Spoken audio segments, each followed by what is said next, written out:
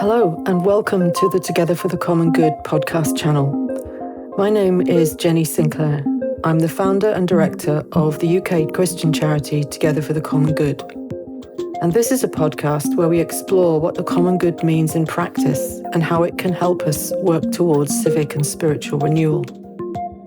We're continuing to invite speakers who, drawing on the tradition of Catholic social thought, can help us consider common good questions about what it means to be human, the economy, work, our relationship with nature, freedom, civic participation, social peace, and much more.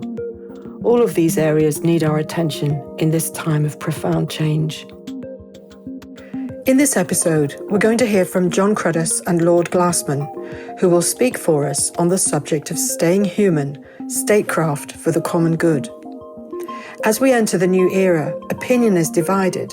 Some fear the worst, while others see possibilities. But it's clear that the hyper-liberal philosophy of the last 40 years has failed in economic, social, and moral terms, and its impact could not be more serious. After decades of dysfunctional governments, it seems that nothing works as it should. Indeed, we may be witnessing the collapse of trust in the British state. Radical reform needs to happen, but the form it should take and the principles that should guide it are contested and confused. We're going to need a coherent and principled vision to guide the big decisions ahead, especially in light of the AI revolution.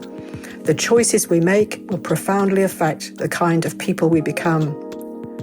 To meet the challenges of the new era, we need a common good vision, in particular, a political economy geared to uphold the integrity of the human person. Just as the spiritual resources of the Church equipped the Christian response to the Industrial Revolution of the late 1800s, so they can equip us today. So who better than Jon Cruddas and Lord Glasman to help us embark on this challenge? Amidst a tragically lost political class, we are blessed in the UK to have Maurice and Jon, whose work in bringing alive the gift of the Catholic tradition in political economy is, I think, unique. They have graciously agreed to help us think about what kind of statecraft will help us stay human in the new era. Their combined expertise uniquely qualifies them for this task. Jon Cruddas is currently co-chair of the Independent Commission on Community and Cohesion and co-leader of the Future of the Left project at Policy Exchange.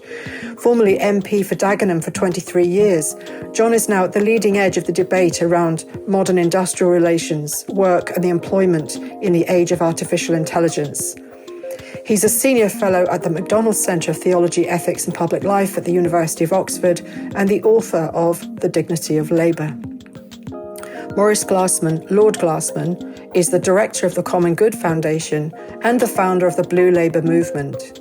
Lord Glasman is a life peer and a key figure in the current battle for Labour's soul, urging the party to reconnect with its founding principles. Alongside his academic and political work, he has for many years been involved in authentic community organising, most recently in Grimsby. He is the author of Blue Labour, The Politics of the Common Good.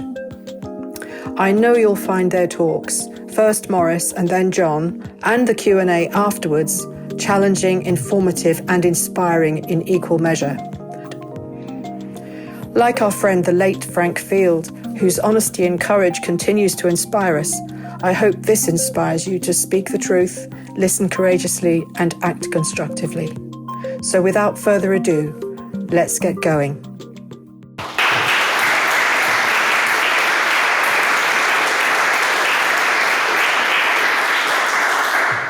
So, good evening, everybody, and really good to see so many people that I actually know and like. That's the difference, I guess, with everyday politics. Really, thank you, Jenny, for providing the space for us to talk to each other about things that matter in this volatile moment. I see Jenny, and I hope you're not offended, as one of those medieval pilgrims with a sort of broken leg and a bleeding heart who nonetheless keeps going through it all, and I really honour you very much. Gratitude and honour always from me to the Catholic Church for the gift of Catholic social thought to guide us through these times. It is a gift beyond value, and also I guess I should say that although I'm a Jewish Dominican, I've had a sort of secret affair with the Jesuits for many years. So I think it's time to be public on that. And thank you to the Jesuits for hosting tonight. I would say that over the last 5 years, we have already lost one great political party. The way things are going, we're going to lose two. And this is no time, as Lady Bracknell suggested, to be careless. It requires a seriousness of thought and action that is the very definition of politics in the ancient sense of how we live together in peace and justice. And to go even deeper, how to preserve what is human from the enormous forces that wish to reduce the person to a consumer, an administrative unit, a provider of services, or even, I think, a proletarian, that class in Rome who were born to die for the state.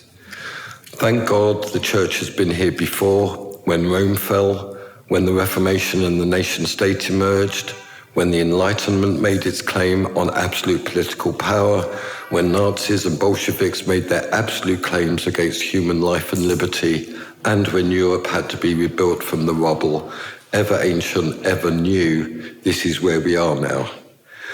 And so as not to leave you in suspense about my conclusion, I am sure that the English Church, which includes the Church of England, has a vital role to play in leading and brokering a new national settlement for the new era that is taking shape before our eyes, because the new era is not a secular era.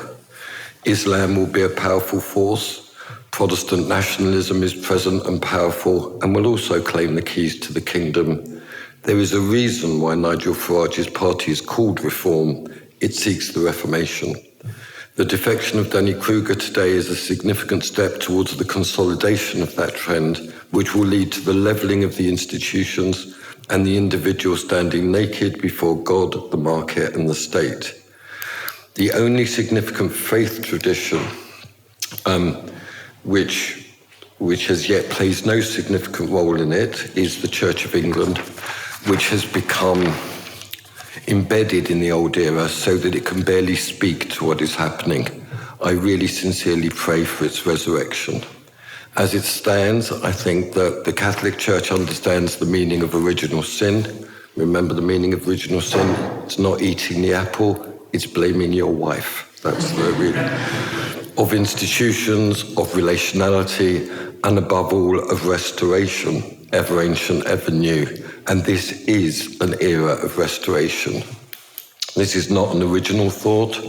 When God stood face to face with Moses on Mount Sinai, he described himself as a God of mercy and grace, slow to anger, and abounding with kindness and truth. Kindness and truth, not kindness or truth. Pope Francis said that we are not living through an era of change, but through a change of era. His words were prophetic. And we are living through a volatile moment in that transformation. The balance that we strike between kindness and truth will define our engagement with it. So before I begin to describe the era that is now forming, it is necessary to describe what it is replacing. It's a familiar period to all of us. It was a period of historical time that was mercilessly initiated by Margaret Thatcher in 1979 and immaculately consummated by Tony Blair in 1997. And I call it the era of progressive globalization. It has been the common sense for 40 years, and its assumptions still dominate our economy and government. The problem is that no one, except perhaps the PLP, believes in it anymore.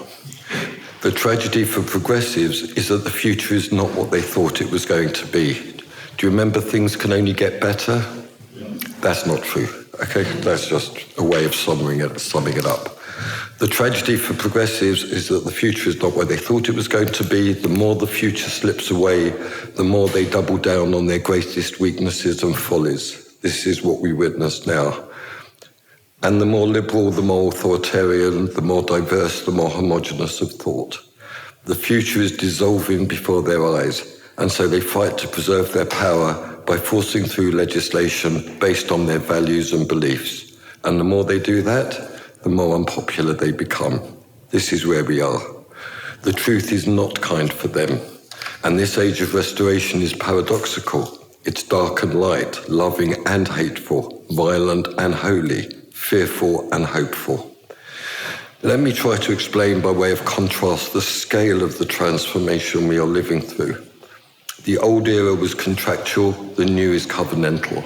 The old era was characterized by the domination of financial services, in which money became the ultimate measure of value, whereas the new requires industry and a priority for national security. Free movement will be replaced by borders, corporate social responsibility by a national economic strategy, innovation by invention, reform by restoration, process by courage, diversity by solidarity, students by soldiers, TV production by weapons production. Most importantly, the old era was progressive and the emerging era is tragic. The previous era was procedural, legal and administrative. The new era will be political, democratic and volatile. It is also, looked at from my view, a shift from Protestant to Catholic, from individualism to institutions, from self-definition to the authority of tradition. The election of Donald Trump was the final confirmation of the end of the old, which had been brewing for 2 decades, but it is only the beginning. The fundamental question for the English Church, and there is an equal stress on both of those words, is how it acts to shape this era of restoration. The fate of the kingdom is in your hands. Kindness and truth, wisdom and courage, ever ancient, ever new. We are only just beginning to emerge from the fog of progress in which up is down, bad is good, weird is normal. Human rights mean you can't tell the truth. Justice is the defense of corporations. Democracy is liberalism. Sovereignty is obedience to multinational treaties. Freedom means compliance. Creativity is marketing. And diversity is homogeneity. 2 generations have been sacrificed to this idiocy masquerading as reason, and the universities have been the main incubators. And by the way, men and women. And if you don't agree with all of that, we'll take away your lanyard and you won't have a job. Honestly. The fantasy is over and the truth is kind. Only our delusions make us tremble. And it enables me to say to you, without fear of being called nostalgic or outdated, that the first point, ever ancient, ever new, is that the free market did not create the world. In the beginning, God created the heaven and the earth is the first sentence of Holy Scripture. Without following Aquinas too closely, we can define creation as human beings and nature. That is creation. The exploitation of human beings and nature in order to turn them into commodities of fluctuating price in competitive markets in order to generate quick and maximum profits. This is the definition of capitalism. Pope Leo XIII called this a system of modern slavery, and St. John Paul II wrote of a structure of sin. It desecrates the human status of the person, and most particularly the worker. That's the rerum novarum, the new thing. The highest return at the greatest speed is its objective, and the status of a worker is more than a commodity blocks that return. So one way of putting it is like capitalism is like diarrhea, it liquidates solidarity. The second truth is that the state did not create the world either. The preservation of the sacred status of human beings and nature is the primary role of politics. Subsidiarity is the best way to temper the pharaonic tendency of centralized state power. So sovereignty is necessary to resist the domination of capital. Subsidiarity is required to resist the tyranny of the state. And all of this is predicated on democratic solidarity as the fundamental ethic of society. Cain, as we know, made a very big mistake. He was his brother's keeper, and we all are. So this is the political position of Blue Labour in British politics, and it is based almost entirely on laborem exercens and centesimus annus. I will always be grateful to the Church for this gift. So the fundamental teaching of Catholic social thought, and particularly in relation to statecraft, is that tyranny is a real threat in the economy and the state, and that only a democracy founded upon solidarity, the strengthening of society. And the sharing of the burdens in this hard and merciless life can generate a virtuous politics through domesticating the demonic energy of the market and of the state. Solidarity, status, and subsidiarity are the three pillars. And this new era we are entering is an era of industrial production. It is an era of war and of weapons production. And it is an era that demands the restoration of an effective state. This is also an era of artificial intelligence. One of the primary virtues stressed in the encyclicals is vocation, which I define as good doing rather than do-gooding. The move to industry will require a new industrial settlement, an institutional settlement. For example, I would suggest closing half the universities and turning them into vocational colleges. The relationship between government, local government, the unions and the church will all be transformed by this. Skillful action is a necessary attribute at this time, and working within the frame of subsidiarity, this will require strong vocational institutions. Respect for labour and the dignity of labour is central to this. Jon has written a book on this, and I honour him. In this new era, the reality of war is inescapable. It is a tragic era. Without the capacity to defend ourselves, our borders and our allies, we will become a colony of the United States, and that is not a good place to be. Ernest Bevin is a key thinker here. And modern industrial production requires a developed system of artificial intelligence. What I wish to concentrate on is that part of the story, the restoration of effective state capacity and the political nature of artificial intelligence.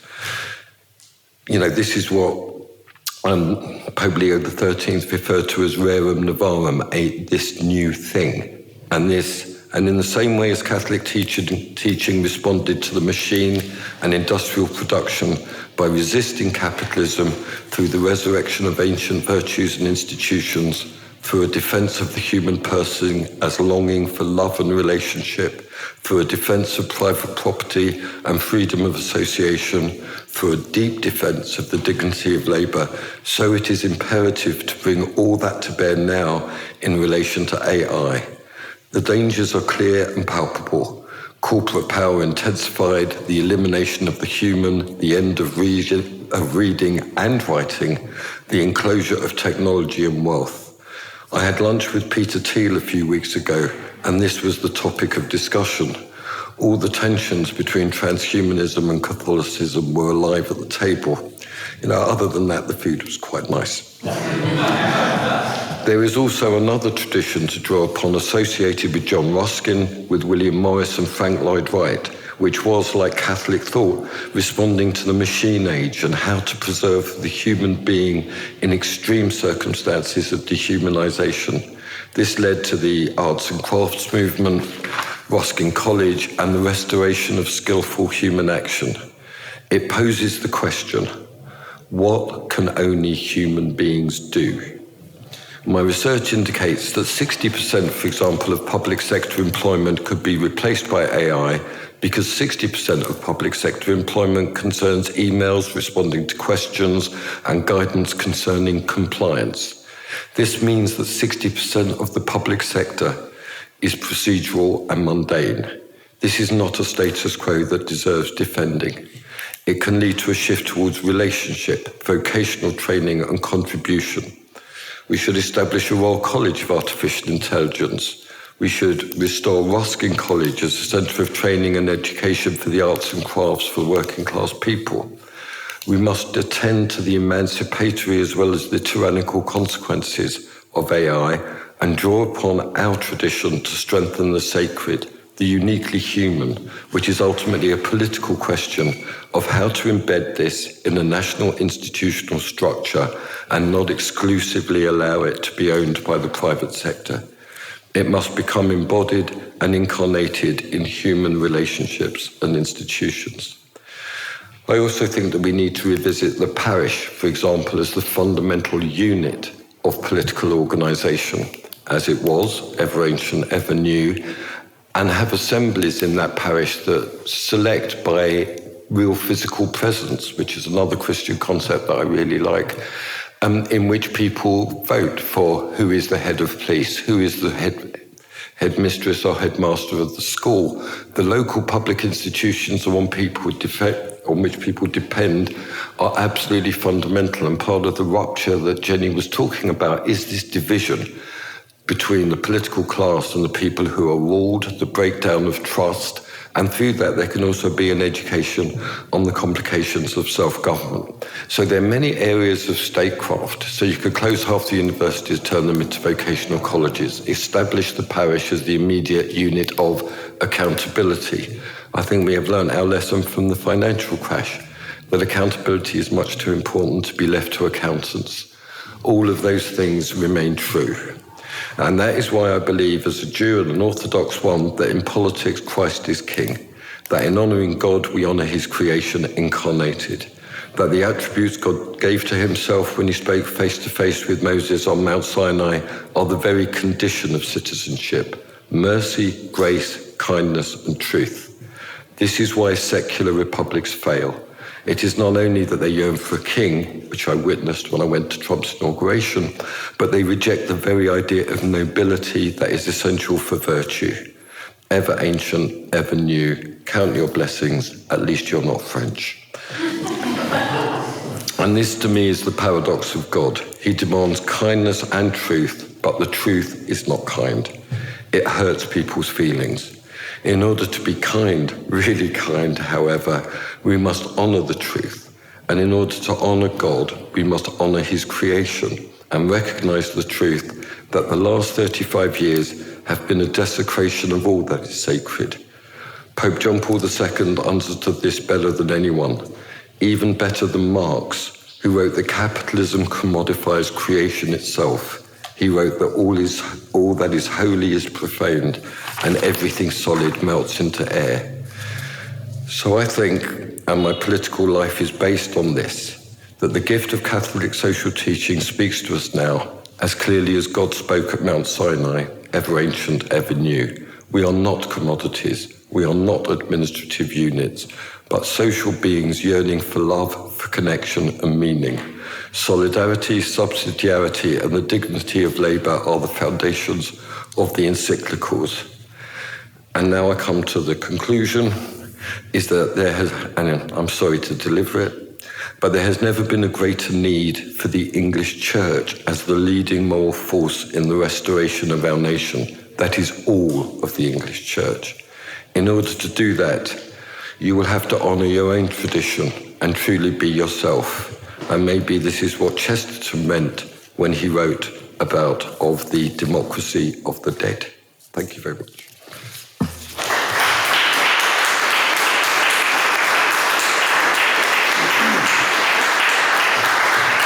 Okay, good to go.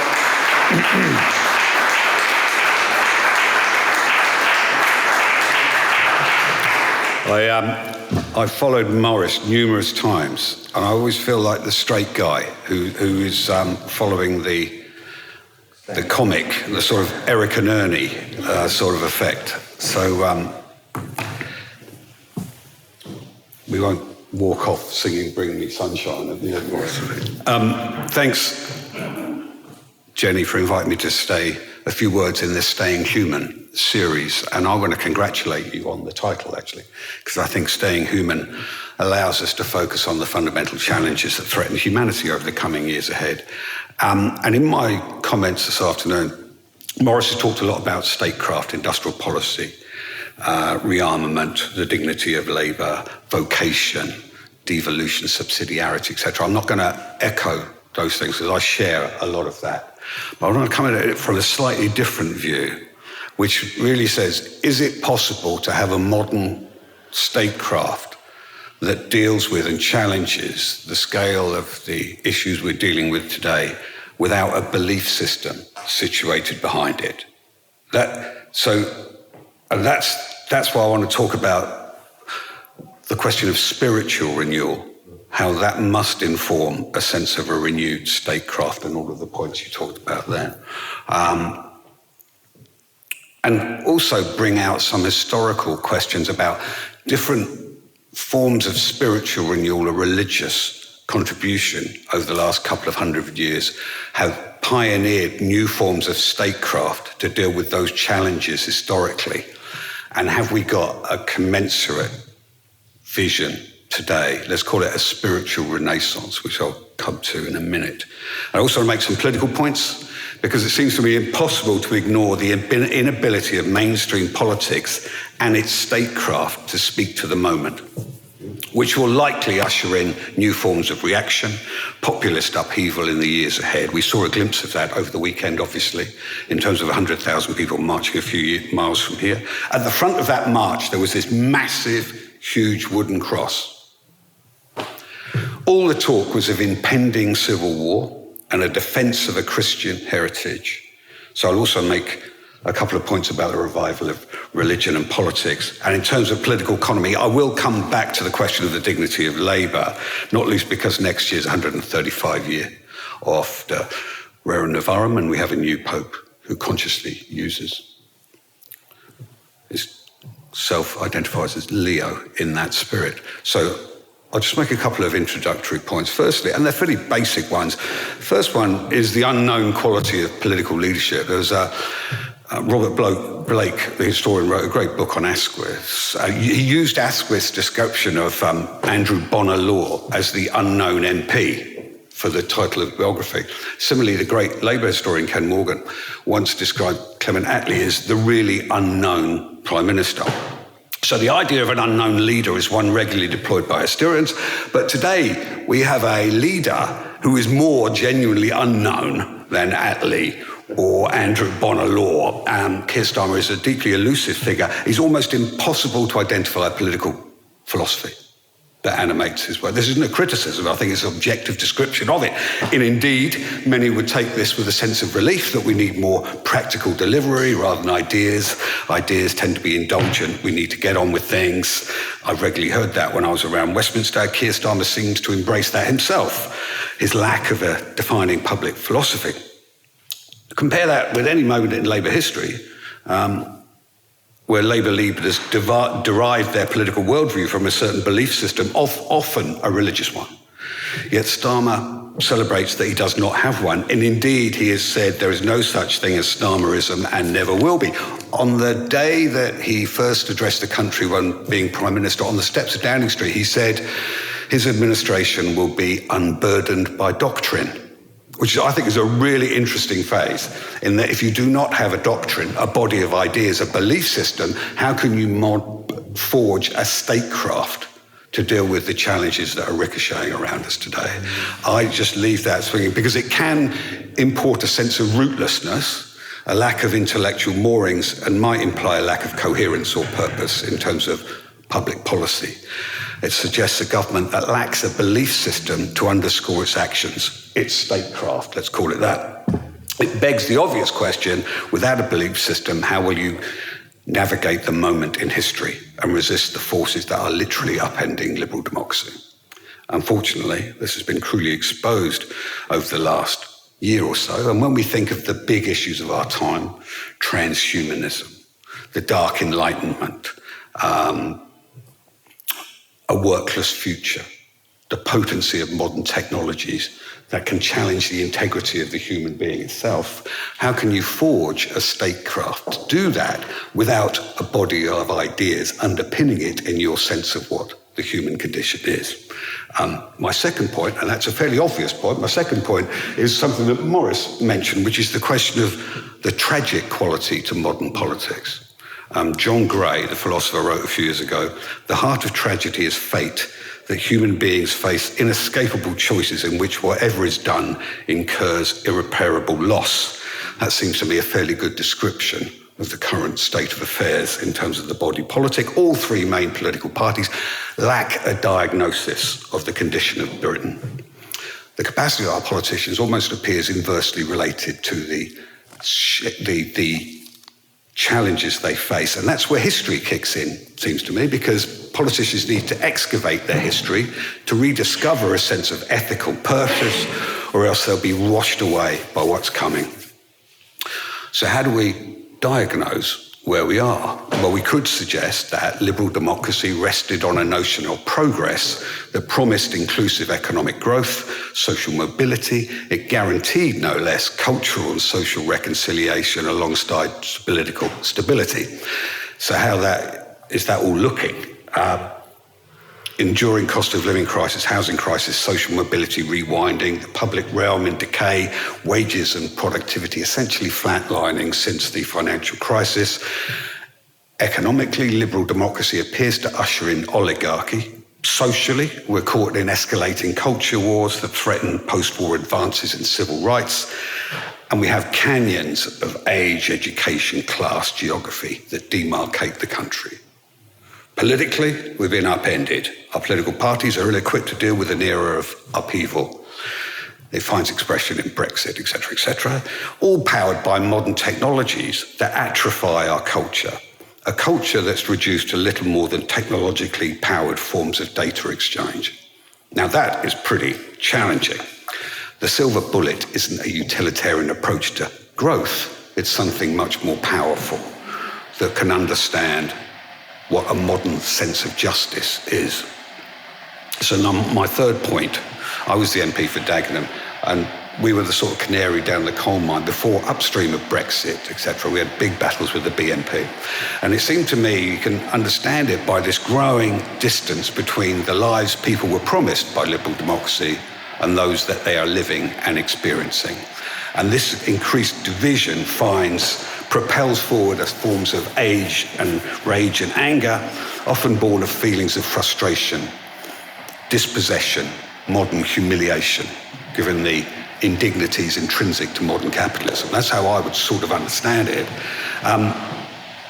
Now, these emotions are driving populism, upending the same liberal democracies that promised much, much more, and various religions are being bent through ethno-nationalist prisms and are becoming carriers of these visceral forces. And that is the big question, that this question of a modern statecraft to challenge this is vitally required. I would suggest it requires a form of spiritual renewal before you can get into this question of statecraft. I'll give you two recent interventions which I think are worth thinking through. The first one was by Mette Frederiksen, the Danish Prime Minister and head of the Social Democrats. She said in the spring of this year that we will need a form of rearmament that is just as important as the military one, that is the spiritual one. It was partly because the Danish youth appeared unwilling to actively support the military, given the ongoing war in Ukraine, increased conscription and military spending. In May 2023, her government had tripled military expenditure. She'd been Prime Minister since 2019, first as part of a left coalition and then a sort of centre, but she's a social democratic leader. Now, interestingly, Frederiksen has no religion herself, although she sometimes attends church to acknowledge the central role it performs in Danish society. And her comments regarding spiritual were not an isolated intervention. In another interview with a Christian newspaper, she said this: "I believe that people will increasingly seek the church," and argued that it offers a natural fellowship and national grounding, and said that if I were the church, I would be thinking right now, how can we both a spiritual and physical framework for what Danes are going through? The suggestion to me is that new forms of social solidarity must be established to help peoples and nations navigate the complexities of the modern world. But our question is deeper than that, it seems to me. Is a period of secularised government over? Is it ill-equipped? Is modern social democracy too underpowered to mobilise people around a sense of the commons? Does a vision of secularised liberalism offer diminishing returns in the modern world? How do societies build a sense of shared sacrifice and contribution commensurate with the challenges of today? That will define your statecraft in the modern era of technological upheaval, populism, authoritarianism, climate emergency, etc., etc., etc. The list goes on. And basically, if as a country we are consumed by a sense of crisis, one of meaning and purpose, how do you confront this when you have no belief system to guide you? It returns to this basic question of what is your political philosophy that is informing your approach to this modern world. There was also a senator in America called Chris Murphy, who'd been a Democratic senator for Connecticut for a dozen years. I'd never heard of him. beginning to make quite a stir in the Democratic Party, and he wrote in 2023, "The left needs a spiritual renaissance, so does America." In it, he identifies what he calls the emptiness, a soullessness to our shared political life, where a neoliberal consensus instructs us that consumerism, wealth accumulation, individual achievement are the main paths to happiness. Really interesting that he references the spiritually inspired leadership of Gandhi, Cesar Chavez, Bobby Kennedy, Dr. King. The latter, Baptist roots. The middle two, Kennedy and Chavez, Catholics. Gandhi, obviously, Hindu. And he urges a new visions of this kind that will be key to our future success. Goes further and says the Democratic Party has preferred separating religion from public life, reinforcing ostensibly secular humanist notions of fairness and justice, let's call it a statecraft, which will prove insufficient, and that success will only be possible through a spiritual questioning that has animated so many of our tradition's greatest achievements. Seems to me a very interesting double act, these two different social democratic politicians, both stressing spiritual renewal, to build a new statecraft, to navigate the complexities of the modern world, about technology, worklessness, anomie, rootlessness, rethinking the relationship between social democracy and religion. Now, I think that's very interesting. But they're two isolated figures, because if you really look at where religion is being mobilized, it's around identity and religion today through various ethno-nationalist movements to divide the landscape, upend any sense of the commons and build division. You can see it across the far right adopting Christian nationalist language, the imagery of the flags, crosses and the like. You see it in a sort of muscular Catholicism that's being imported by the likes of Peter Thiel, J.D. Vance, Viktor Orban. It's not just about Christian nationalism. Following the carnage and inhumanity in Gaza, you see it spill into last year's general election, foreshadowing the likely emergence of a discrete UK Muslim political movement.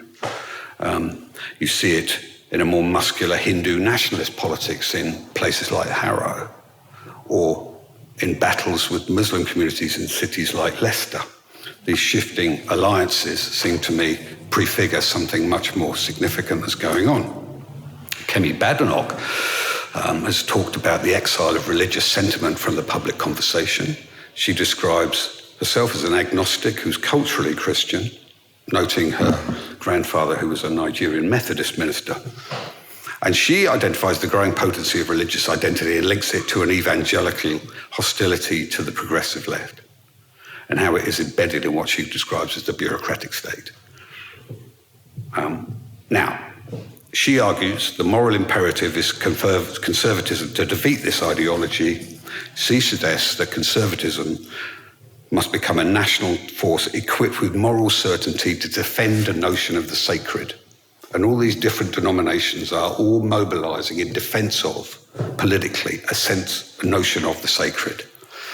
All of that energy is on the political right.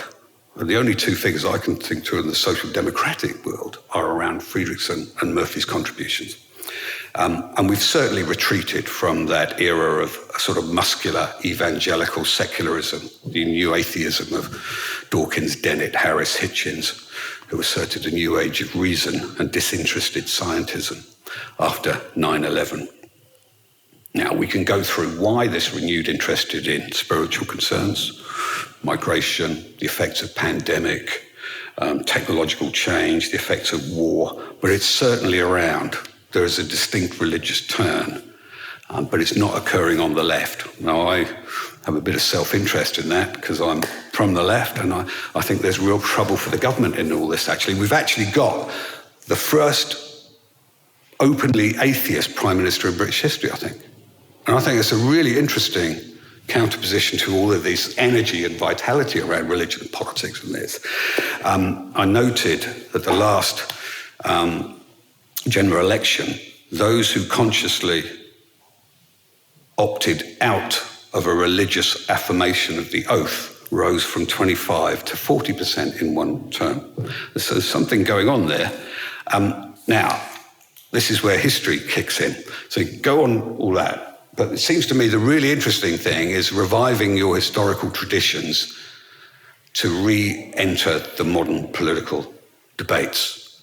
So you could revisit a bit of history and look at how movements for social justice built forms of statecraft to deal with what they thought the moral imperatives were at the time. So obviously abolitionism in the late 18th centuries, early 19th century, to end slavery, primarily driven by Quakers, who dominated the Committee of the Abolition of the Slave Trade and first petitioned Parliament in 1793. But they accepted, because they weren't allowed in Parliament, that they had to hand it over to evangelical reformers, such as Newton, North Thornton, William Wilberforce.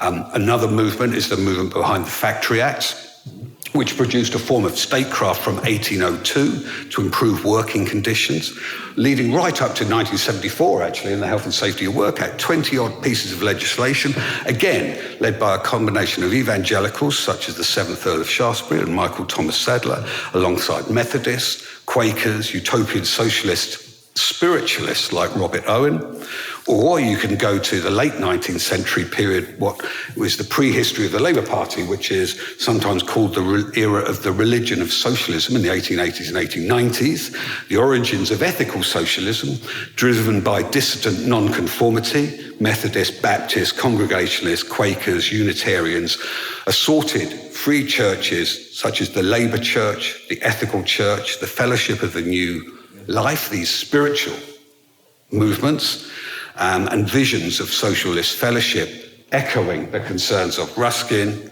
William Morris, and forging a new statecraft to preserve the integrity of the human being in the face of the inhumanities intrinsic to the intense late industrial revolution of the 1880s and 1890s.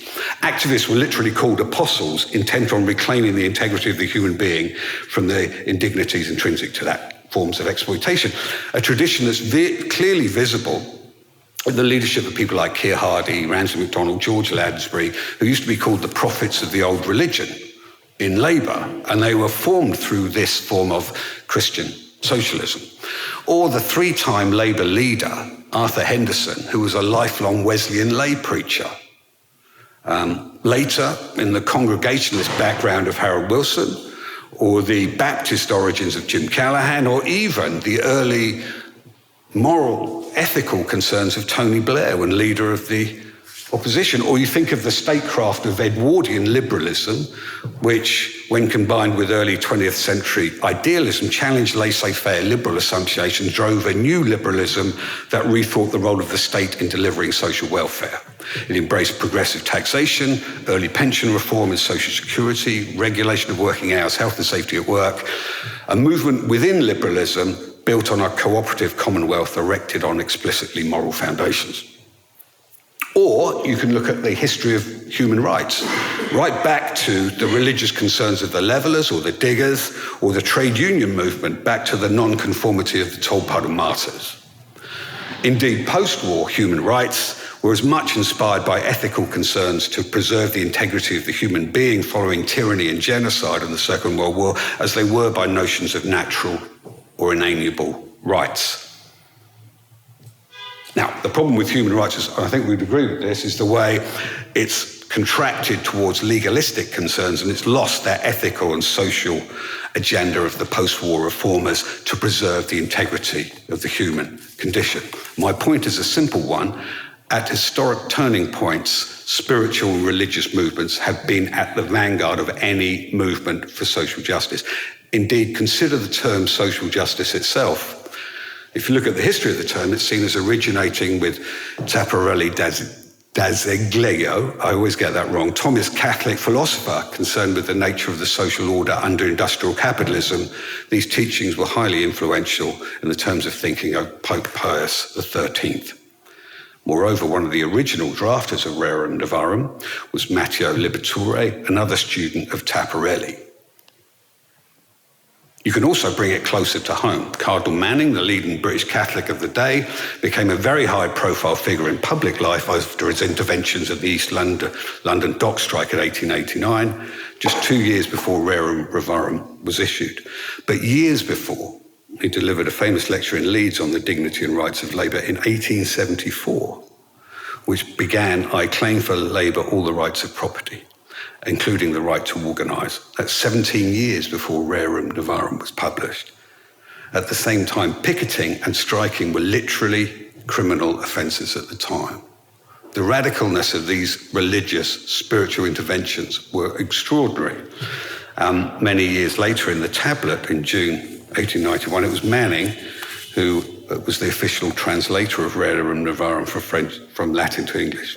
2 years before in the East End, he'd worked alongside Annie Besant, social reformers like that, trade unionists like Tom Mann, Ben Tillett, politicians like John Benn, actually the grandfather of one Tony Benn. So my point is that at key moments in history, spiritually informed forms of statecraft, public policy making, have been up to the challenges of the time to preserve the integrity of the human being. Rerum Novarum was issued 9 years before the creation of the Labour Party. Was the first comprehensive Catholic encyclical concerning social justice. Well, the term social justice was never contained within it, actually, but it was intent on preserving the dignity of the human being in the context of a modern industrial world, and chart a path between liberal individualism and doctrinal socialism. Let's call it a third way.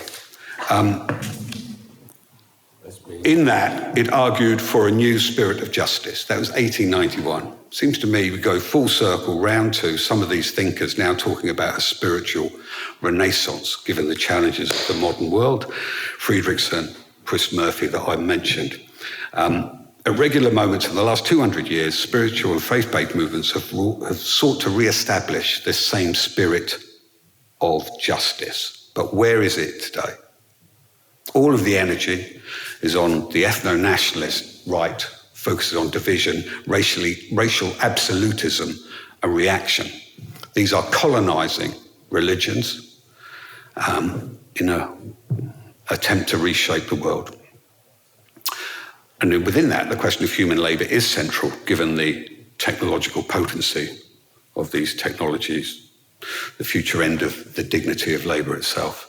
And I very much echo the points Maurice was talking about, industrial policy, subsidiarity, the dignity of labour. Literally today, there was an employment relations bill that was brought back into Parliament.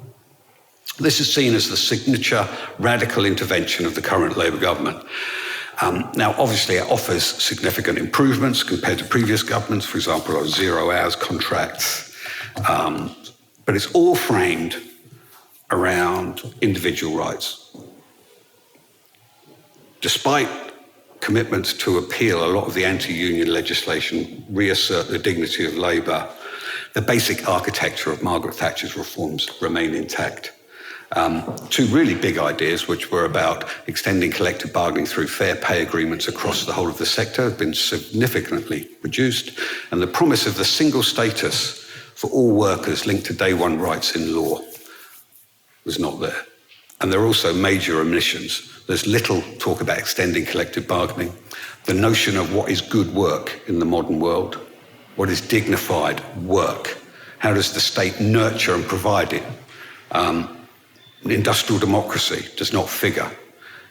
It's historically a path not travelled in British labour law. There is nothing about the review of company law and the supremacy of shareholder interests and directors' duties as advocated by thinkers such as Clifford Longling, nor of economic democracy. Very little on automation and the future of work. There's very little that is trying to navigate and technology is not destiny, but there's very little state activity to try and mould it in the interests of a new model of social justice. I use this just as an example where these historic spiritual and religious concerns regarding the retention of human dignity have a real contemporary significance in helping us forge a new statecraft for the modern world. But it requires a belief system to drive it. Without such spiritual renewal, I fear policy renewal will become somewhat randomised. On the specifics of employment law, I think we've missed a real opportunity, but we can keep the pressure on in the 135th year since Rerum Novarum. But this is a part of a wider spiritual renaissance that seems to me is vital before you can really provide, consequently, a new form of statecraft for the modern world. Given especially the direction of travel of modern politics today. So the stakes are pretty high. I think we're duty-bound to do this work in order that literally we stay human. So by way of introductory comments, that's all I want to say, Jenny. Thank you very much. Thank you both. Amazing. So much to think about there. For me, the theme that's coming through very strongly is when you have a leader that, you just said, Jon, potentially the first atheist prime minister in history. This is very interesting to me. This idea that, well, what does he believe in? If he thinks that's nothing, actually he's swimming in a sea of liberalism.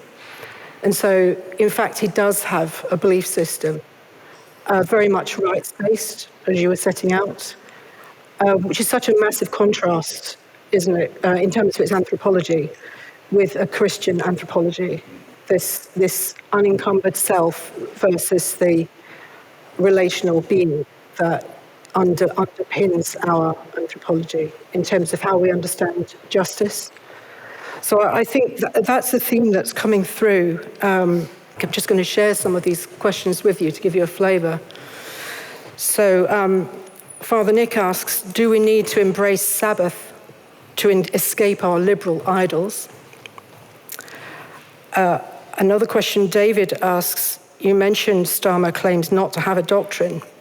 Is there a doctrine of sorts in the same way that an atheist has faith in the view of their religion? Secularism has saved us from throwing people on bonfires for having different views. We need to be careful reintroducing religion back into politics. And that also, then that leads us into this idea of Christian nationalism, which people, I think, are very nervous about. And you mentioned the Unite the Kingdom rally at the weekend. We've had a question here of somebody saying, I know many Christians who were not racist and not bigoted. There were many causes there. I can vouch for that. I looked at many clips on social media, and it was actually a very joyful occasion for a lot of people. It was very mainstream in many ways, but the press it got was that it was all very hard right. So that's actually not necessarily the truth. So the question is, how do we make space for that? And behind all of that, there's this question that someone else is putting here. In terms of nationalism and spiritual renewal, given this nervousness about Christian nationalism, what are you defining as the English Church? And what does ushering of the kingdom mean when talking about the English Church being the hope of the nation? Perhaps you could both sort of play with some of those questions, just respond any way you want. So, first of all, thanks, Jon, that was great. The easiest question there was about the Sabbath day, so I'll start there. And it was obviously, as a Jew, it's mysterious to me why there is so little emphasis on the Sabbath. To me, the Sabbath is the glory of biblical teaching, this idea that there is a sacred rest from the demands of life, the fact that I can't use my mobile phone, that it's very painful, I have to talk to my children.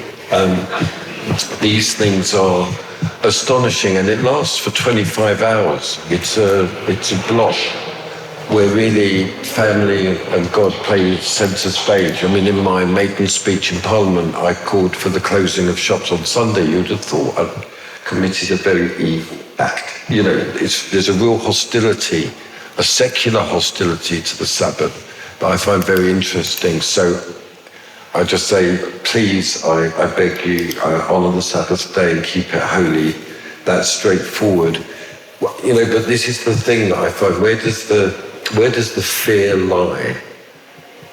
So you note in the talk I gave, I said Christ is King, right? Now that is something that that I refuse to back off from, precisely in the face of Tommy Robinson, who's saying Christ is king and save the kingdom.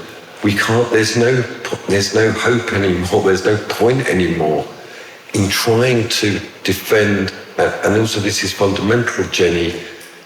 One problem with secularism, and John, we've found this, I think, over the years with, my joke is it's always the last thing you want to hear when you go to the doctor. It's progressive.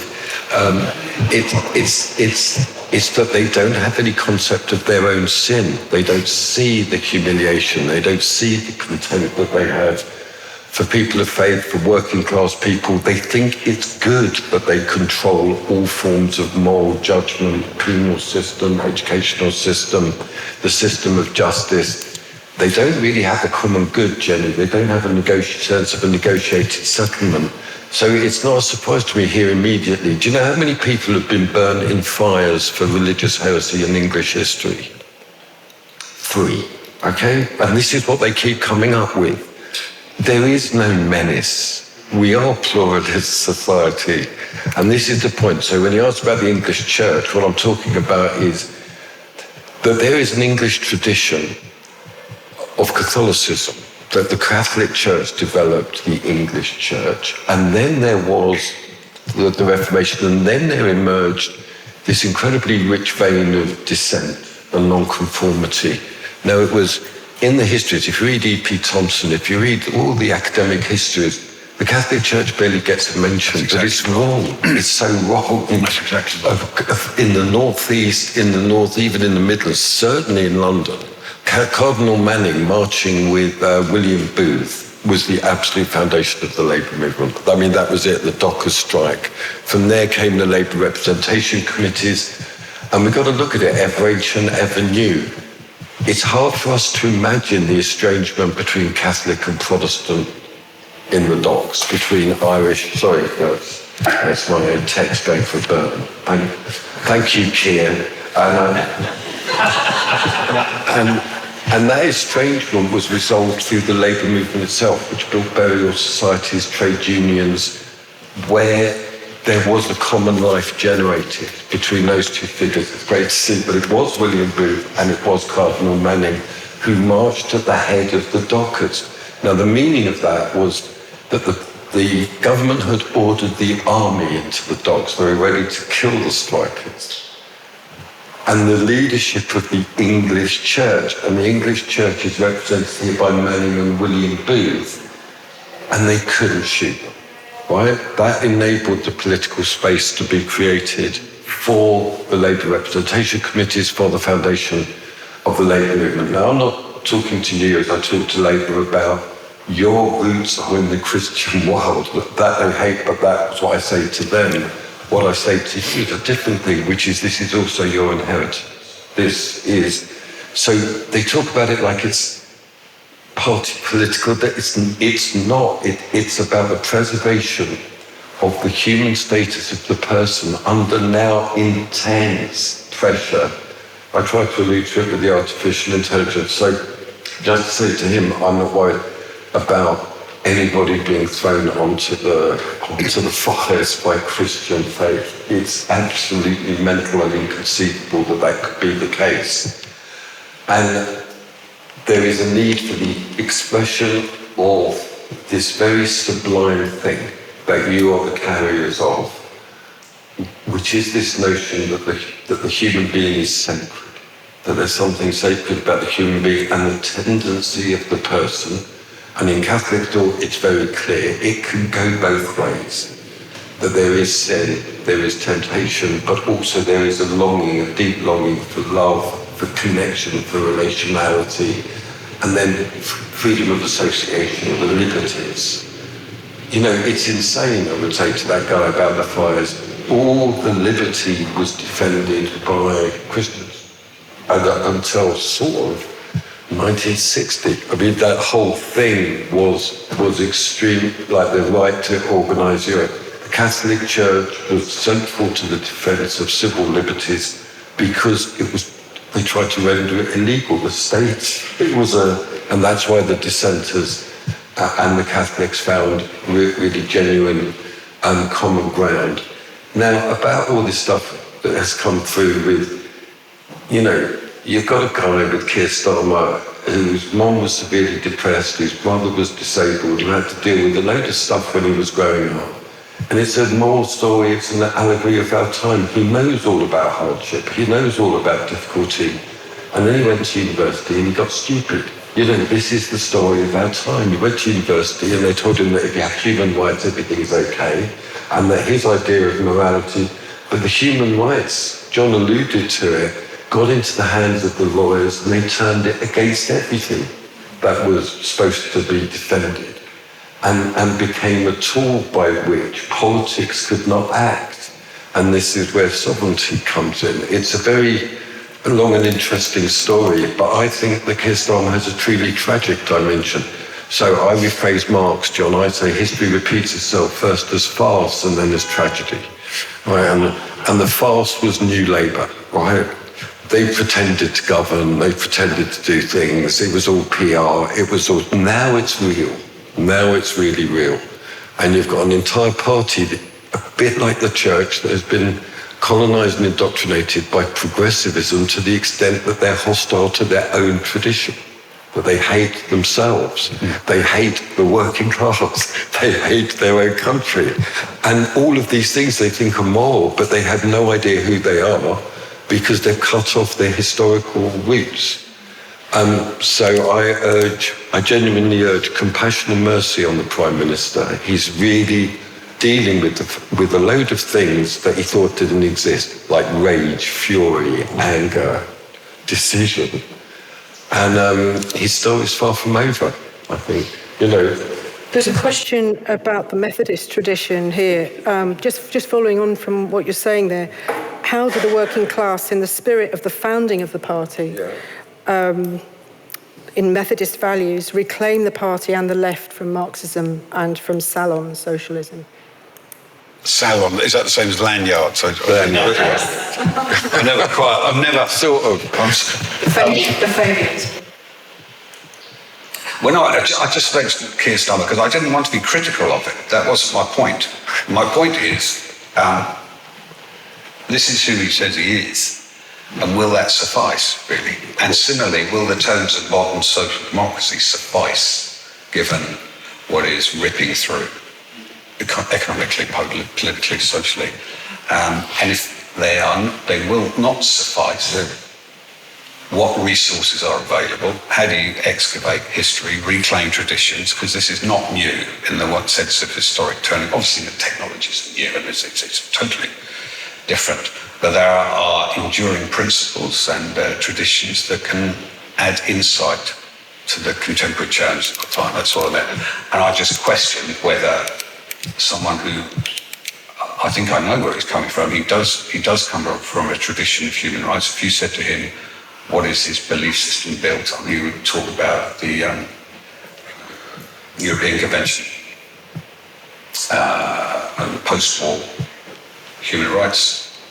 And he would argue that it's based on the dignity of the human being. But you don't see that deployed consistently through. And he says, as Prime Minister, he is not, there is no such thing as a belief system. He is unburdened by doctrine. And my question is a simple one. How can you build a statecraft without a doctrine? Absolutely. And also, how can you build a statecraft on a lack of doctrine that's also underpinned by an individualistic anthropology, which has no conception of mutual obligation? So there's a great emphasis on rights, but not on the balance between rights and duties. Well, I would slightly disagree with Maurice. I think human rights is a much richer tradition than that. And it's been residualised, if you want, into this proceduralism based on individual rights. And that is partly the shrinkage of that tradition. If you look at some of the key texts that underscored the post-war interventions, they were rich in spiritual, ethical. They had a texture to it which is lost, and an emphasis on economic. And this includes some of the New Deal stuff in America as well. Totally. And strong spiritual, religious support. I'm not simply asking for a collapse. That's why I emphasise spiritual awareness, and it just has to have a sense of purpose to it all. Now, I will challenge this vision of this march on Saturday being an incredibly inclusive celebration of modern Britain, because there is a bit of that in some of the reportages around it. I know some of the figures that were speaking there. They don't speak to that. This is a racially absolute form of deploying religion to put the jump leads on a politics of deportation and questioning who is a citizen based around colour in this country. And that has to be contested to my mind, and that's why Keir Starmer said something today. And I think that underscores a lot of the motivations around what we saw around the flag and some of the protests. And indeed, I'm a director of Hope Not Hate, and we do a lot of intelligence around some of the people who are organising some of these, and these are some of the same crew that we were active in. Can we talk a bit more about the nation state then? Let's go a bit deeper into that. Do you want to, Maurice, do you want to take for a moment and just speak to that? Yeah, I mean, I just want to respond. I distinguish between the crowd and the stage on Saturday. Yeah. I look at the people in the crowd. I know people who were there. You know, I just say, my son was getting married, so I couldn't go. You know, would you have gone? I don't know. I would have been very interested in it. Tempted to go. Yeah, because they are our people, John.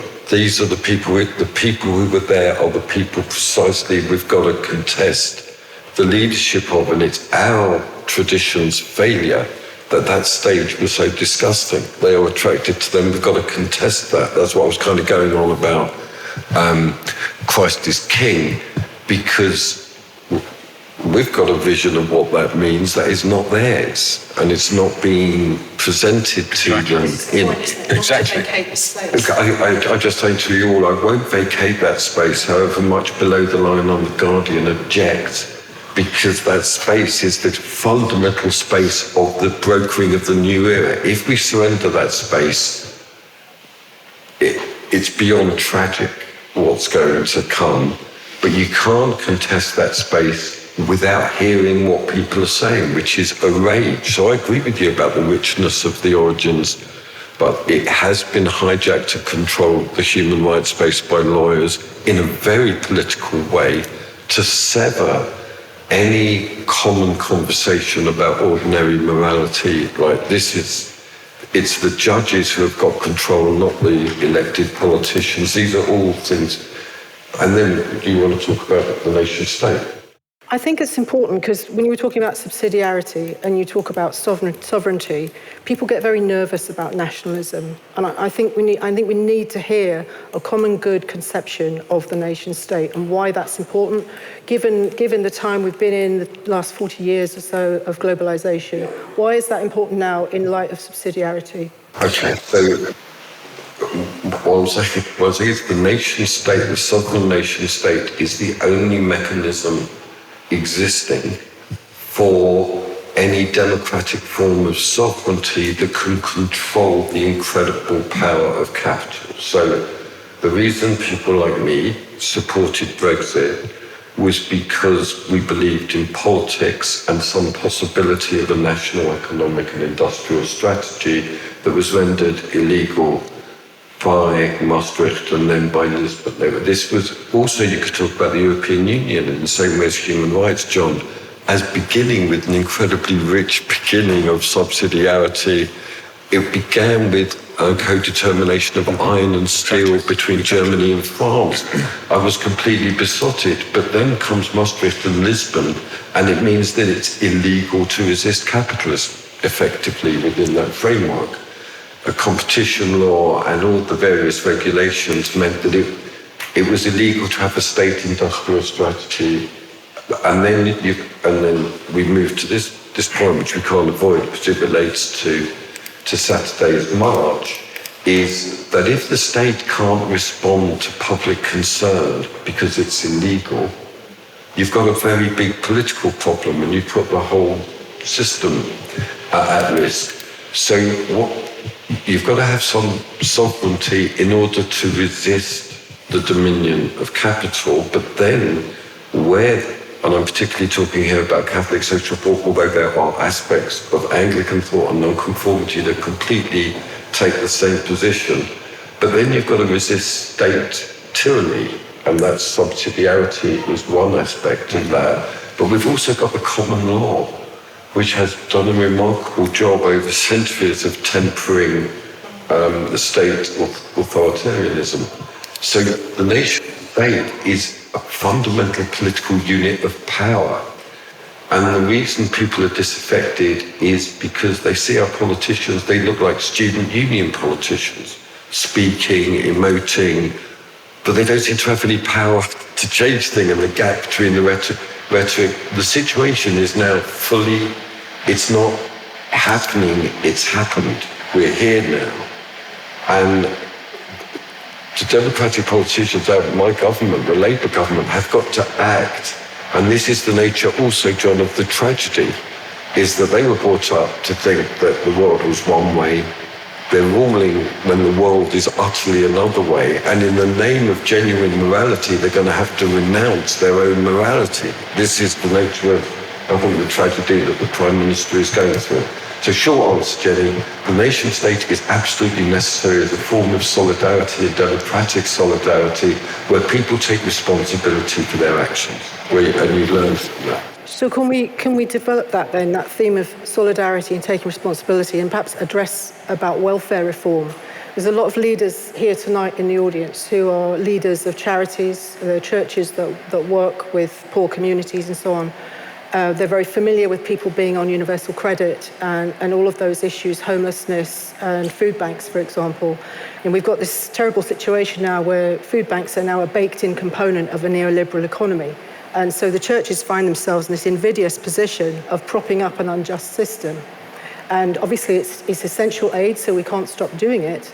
But I think it's really important that we understand the architecture that they're involved with and what reform is needed. And I know you're both inspired by Frank Field's work on welfare reform. I just wonder, John, if you could just talk a bit about that kind of the kinds of changes. I mean, because people get very nervous about, rolling back benefits and, what's going to happen in the meantime, how are we actually going to affect this massive reform that is needed, because we're risking breaking the social contract, aren't we? Because people are getting very fed up with propping up such a huge welfare state. So, and it was really instructive, the debate of the last few months, where there was no compelling case made for reform. It was seen simply as a Treasury-inspired form of taking money away from people to balance the books. There was no animating model that drove it. There was no belief system about how people contribute to the commons, Similarly, in a lot of the debates I see around immigration, there's no debates about how you retain that social contract and deal with the insider-outsider issues that bedevil modern nations. And we live in bordered communities, and there are responsibilities that go with that, where people seek mandates from those communities, Now, what about the contributory principle? well, you take the issue of free riding on public services is one that animates a lot of people who are probably on that march on Saturday, They think that people are just receiving and they're not contributing. Frank's work was all about re-establishing, the prehistory of the welfare state, actually, in terms of its early history, in terms of what it was, in terms of forms of local solidarity, both in terms of pooling risk and reward around forms of safety nets that were built within communities independently through forms of cooperation and solidarity. And that was sort of aggregated through the creation of the post-war welfare state. And you could see it in some of that earlier Edwardian liberalism, statecraft as well. Now, none of that was present in any debate around either welfare reform or the question of migration and updating the modern social contract. Consequently, people feel that they could vote against something because it was just simply taking money away from poor people, which it was, because there was no re-engineering within it around re-establishing a sense of solidarity based on shared understanding of who contributes and how you pool risk in a modern world. Now, that that should be a minimum that we ask for our leadership, right? And there is a case for reform because of escalating. So how can AI help us find that kind of solidarity? How can it free up? Yeah, well, I'm not a great fan of AI, you see. This is where we disagree, you see, because I find it, well, this is a huge debate, but I find it essentially dehumanizing, this technology. Now, I'm described as a Luddite. I'm not a Luddite. I just think that we have this deterministic assumption around technologies and inevitabilities, and we've lost agency in politics in reshaping technologies for the purposes of humanity, right? Quite. And without that, and this is the Tony Blair Institute, there is this vision of technological determinism, partly because they receive £300 million a year from some tech guru on the West Coast, but they see it as a get-out-of-jail card rather than a moral challenge of our time, you know. But where is this debate around it? I don't see it. And I think this goes back to, you have to have footings in the ground in terms of belief system to navigate these sorts of challenges and build a modern statecraft that can harness technologies, can regulate and control them for the purposes of humanity. Call that the common good within bordered national economies. That's where we're. I didn't mean to take the microphone away. That was a really interesting bit. But sorry about that. Was really good. It's on me. First of all, Frank Field, I did want to say a very personal thing, which is Frank Field rang me up so many years ago, it could be 10 years ago, and it was a really terrible phone call. He said, Maurice, I'm dying. And I said, well, that's not good news, is it? You know, and I want to see you, and went to see him. And he said, I've only got weeks to live, and he died 8 years later. Daniel, where are you? Daniel, I just please, if the room could honour Daniel. Daniel sat every day, cared for Frank Field, kept him alive, talked to him, invited people over. Daniel, I really honour you and respect you very much.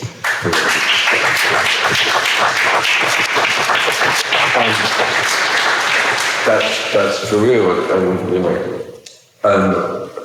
And I'm still a lifetime of regret. Frank rang me and said, come over, I've got something to tell you. And I said, I got so used to him being alive. I said, I'll come over next week. And he died in prison, so that's on me. And Daniel's organised the Frank Field Memorial Lecture at 20 people on October the 16th, which he's invited me to give. I'm very honoured. And it's called Courage, Contribution and Covenant. That's the title. And I think we can engage with that. But the essential point is that as with human rights, so with the post-war welfare state, something that was rich and noble has become oppressive, bureaucratic, administrative, insensitive. The idea was not to maintain people at that level just below that they can actually live a meaningful life in perpetuity and forever. It's got to be revisited in a very serious way. Now, this debate about AI, what I can say is, if I wasn't now in politics, I would oppose AI easily. Oh, I hate it, it's oppressive. But this is like a rare and nirvana. It's like saying I reject the market, I reject capitalism, I reject the nation state. You've got to deal with rare and nirvana, these new things. And what I'm looking at is, first of all, the possibilities of AI to emancipate people from the mundane, from the bureaucratic and administrative email life, from the office life. Also, there's an element of class anger. You know, when the working class in this country were decimated and destroyed, I didn't notice the lawyers and the doctors and the accountants showing any solidarity, saying, you know, it's coming to you. And you know, now you're looking for solidarity. I don't know about that. But, you know, promote the common good in all of it. And the point is, I'm beginning to, these 2 points, one which Jon made, one he didn't. The first is, it's pathetic that this was just presented as a Treasury expediency. It is absolutely necessary that people are productive, that they live real lives with meaningful work. Mm-hmm. Where's full employment? Where is all that? Where's going back to the dignity of labour, the stress on vocation? We've lived for 40 years as if this didn't matter at all. And the idea was go to university, get a degree, and then work in admin in HR. What kind of vision is this for our children? It's terrible. And it leads to all the issues of mental health and all of this, the meaninglessness of it all. Because it is.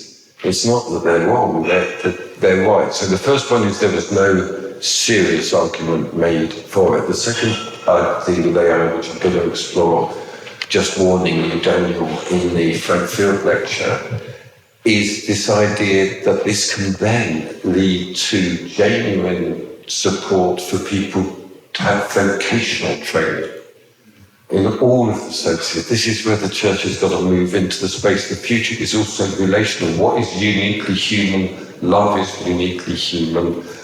And the idea that you can hold on to it when the whole world is structured against it, that's the difference between a profession and a vocation. No one talks about a vocational fan, right? but this professionalisation has lost its calling. I mean, you see it, I'm completely aware of it with the assisted dying bill. I've got doctors writing to me saying this is a terrible bill, it's absolutely awful, but if I speak publicly against it, so there's got to be a restoration of self-organised corporate vocations, guilds, if you like, that restore the ethical integrity of that. And so the first savings for me are on the employment side, not on the reform benefits side. Huge savings can be made in mundane and menial email jobs. What's absolutely more vital is then there's, to use the terrible phrase of the last 20 years, pathways out of that, supported by the state, where people can retrain in meaningful work, including revisiting social work, not as an administrative procedure, but as an act of mercy and love. And these are the ways that you begin to talk about. So I'm just morally obliged, John, to look at the ethical possibilities of the AI rather than just understand, which I do, it can destroy us. But that's politics together through democratic solidarity. So to re-quote Ernest Bevin, I want AI, I want bloody big AI, but I want the Union Jack on it. That's my rough view. So when you're talking about this, you're really talking about agency. You're talking about how do we engage in it in order that we retain some control. And not individual agency, associative agency. Actually, it's... Okay, so I'm going to put one last question. We've only got 5 minutes left. Can I put one last question to you?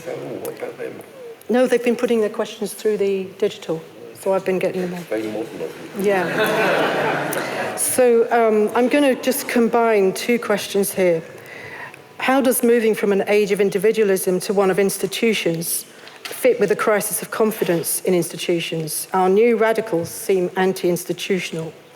The other question I'll put with that is there hope for reconciliation and the creation of the commons in digital spaces, or do we need to signpost people away from the digital to incarnate reality?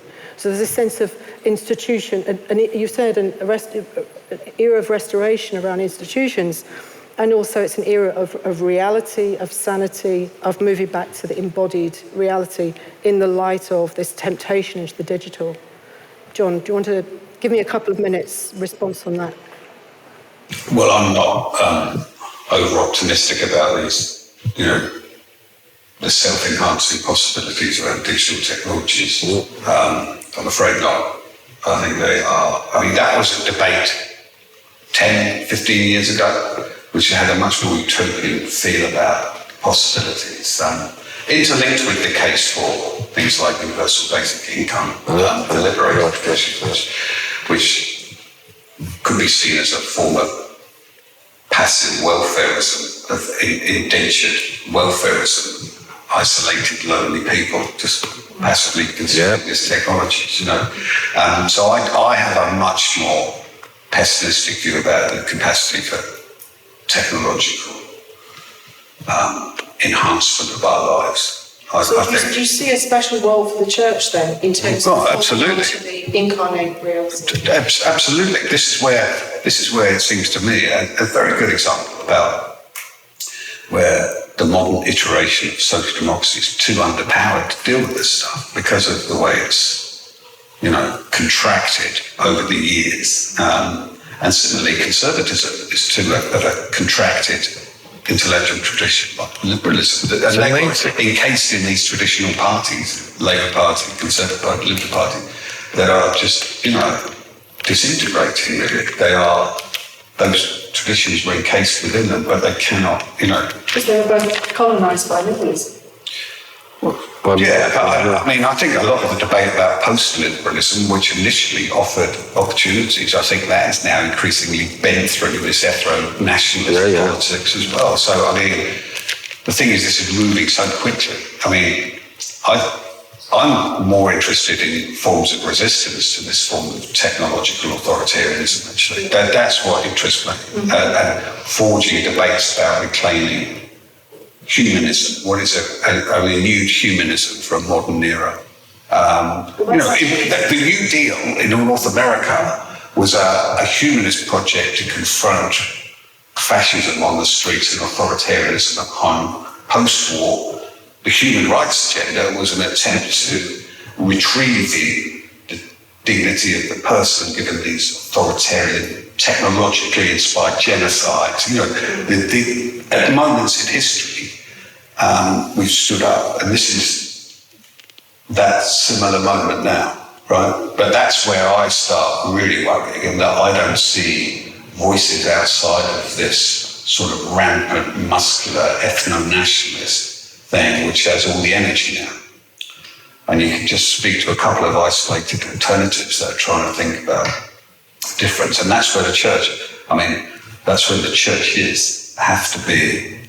And a generous, capacious Christianity in a diverse, pluralist society. And a generous nation, which is not the same as this thing which is being built, which is one of exclusion, racial absolutism, which makes people increasingly fearful as well. And you can feel a country on tilt now because of this. And where are the voices challenging this stuff? You got to look to your leaders, Hence the importance of a Christianity that's thoroughly integrated with the common good. Totally. And that's exactly. And so, staying human is an entirely appropriate framework for this. Maurice, about the restoration of institutions, when a lot of our radical youth are very anti-institutional, and in the digital new age, the temptation to live virtually and incarnate reality. First of all, everybody, the hallmark of totalitarian and fascist and communist regimes is the glorification of youth. Remember, they're young and they don't know what they're talking about, and it's really important to bear that in mind, really important, that we don't fetishize youth just in itself. And obviously, I totally with Jon, the colonization of their lives by social media and all of that. But I sense they're resisting it now.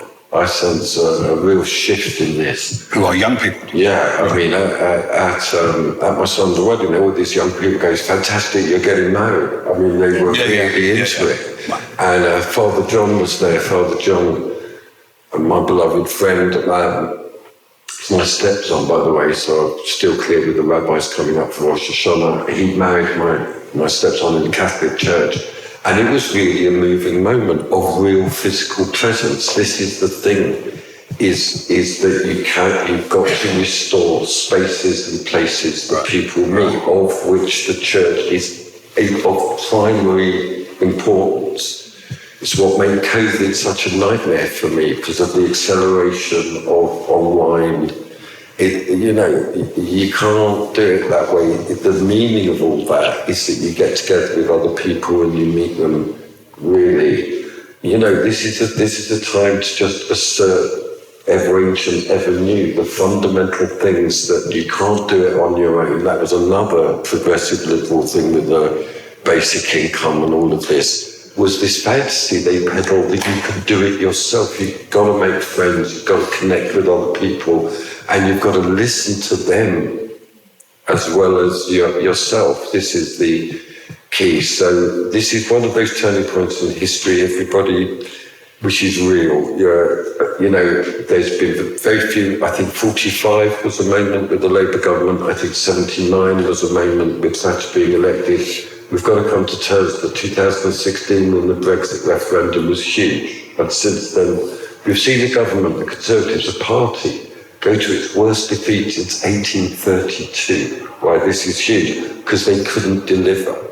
Now, if we're going to restore Parliament, we've got to restore the common law. You've got to restore the place of the church in our society, not as an authoritarian force, but as an agency of love and relationship that can lead to redemption, and that can't not be linked to the restoration and renewal of our country. This is Barclay. Thank you. Thank you so much, Jon and Maurice. It's been an incredibly rich hour, and everybody watching, you will be able to see the recording of this and share the recording with friends and colleagues. Hour and a half. Yeah, it was pretty good.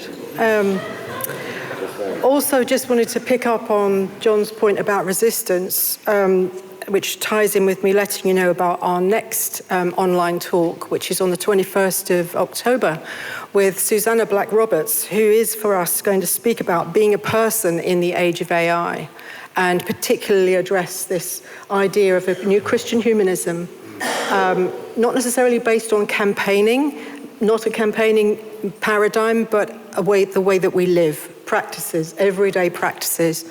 And I think that's going to be a really interesting talk. And that will help us think as well in terms of a new discipleship. What does it mean to be a Christian in the new era? And then further on from that, on the 21st of November, I'm delighted that Dan Hitchens is going to speak for us he's here tonight, yes, Useful Lives, we're going to call it, and he's going to address assisted dying, but not in the sort of straightforward way. He's going to address it as a hinge point in our history. What does this actually mean? Why have we come to this point where we can make a decision like assisted suicide? Because whatever happens with the legislation, this is going to be with us for a long time. And we're going to have to be equipped to learn how to respond to it. So all of these events are free. Is the slide up with the, if you see the QR code up on the screen, if you scan that, you go straight to our Substack and book your places on those talks. So just to say, we are a small charity doing a lot with very little. Do find out about the other strands of our work, our public talks like this, our online resources, our Leaving Egypt podcast, our Common Good Schools programme. And we work across the Christian traditions, like the gathering in London tonight. It's an incredibly diverse collection of people across all the Christian traditions. We always work in partnership with a lot of goodwill and many people giving their time voluntarily.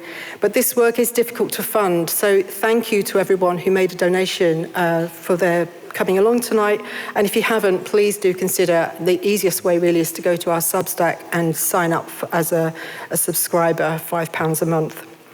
And I'd also just like to thank our sponsors, CCLA, for making this evening possible, and to the Catholic Union for helping kind. Thank you to everybody, and to say God bless and good night.